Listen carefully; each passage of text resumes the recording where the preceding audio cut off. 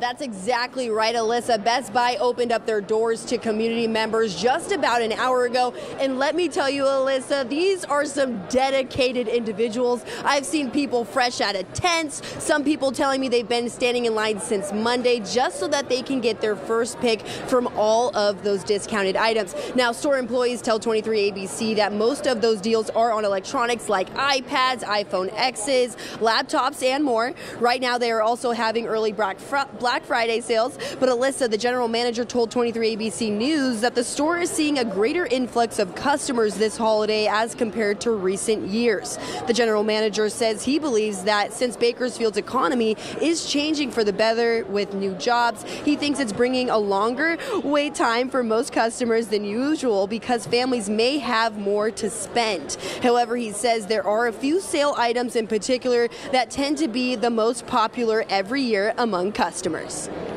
People get in line most of the time are for TVs. Amazing deals with TVs, $130 TV, 43-inch 4K, so there's going to be a line for that. 60-inch for $699.99. They're going to be in line for that. Laptops will be on sale. We have appliances that are on sale. We have a huge selection of just pretty much anything you're looking for.